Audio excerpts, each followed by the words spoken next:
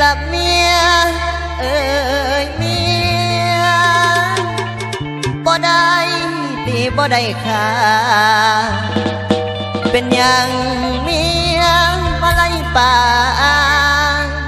ลาไก่อ้ายกับลูกอ่อนโอ้ยเมียเอ้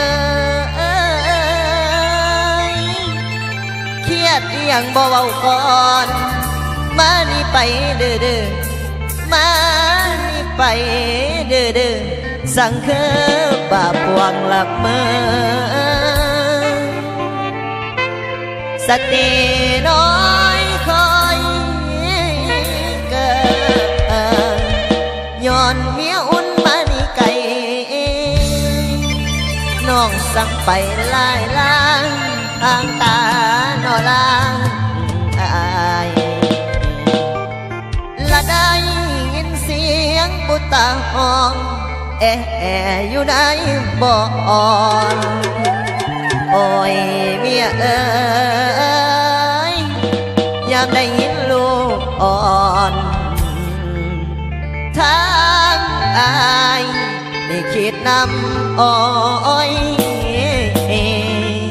เมียแพง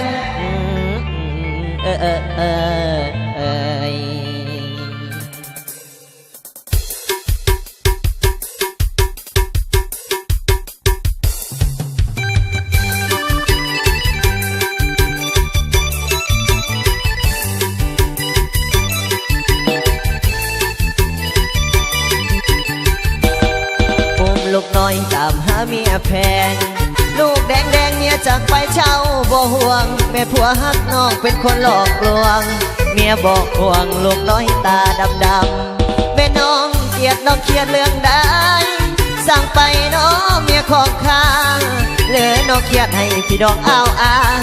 มาเถิดนะผัวฮักน้องคนเดียวเที่ยวไปเอิญแถวเวียงจันทร์จนหอดกล้วยสวยแท้น้อลูกหลามาดาเจ้าหางนี่ทุกมือนี่บอกคือเก้าเขาหลังแม่เจ้าสั่งอย่างเขาสร้างเป็นไปได้ได้ใส่จะหักกันซื้อตองบอกคิดว่าจะลงลืมไหลลูกน้อยของเฮาห้องไอเจ้าอยู่ใส่น้อแม่บักแอเสื้อเล่น้ำสกุลขาวเหลืองตาเบืองหูสีเติงเติงเอกลักษณ์เครื่องหมายบอกเบิงคอยขอบเพิ่งหากผู้ใดเห็นแน่เมียของคอยสั่งน้อยบ่ลืมไงลูกน้อยให้เองกลับมาแม่ปักย่านเพิ่นแท้ถูกนำให้นำน้ำวาสนาของตนเกียรตินำแต่เมียอายไก่ขัน2 โมง 3 โมงอายสะดุ้งลุกขึ้นภาวนายกมือขึ้นไปหาเทวดาช่วยลูกแน่นะให้เมียข้าเก่าเกินควันยืนลูกของห้อยหามาสร้างมาเลี้ยงลูกซอยอายเมียบ่อยู่ครัวนี่ถูกใจลายสงสารลูกใส่พูดน้อยตาดำๆกำเฮาเอ่ยเคยมีปากก่อนกำเฮาเอ่ยเคยมีปากก่อนศาสตร์นี่มันจังย้อนเที่ยวใส่อยู่บ่เศร้าแรงและเศร้าลูกเฮาอ้วนขึ้นหากลับมาสาเมียแพงพี่ผู้ยังคอย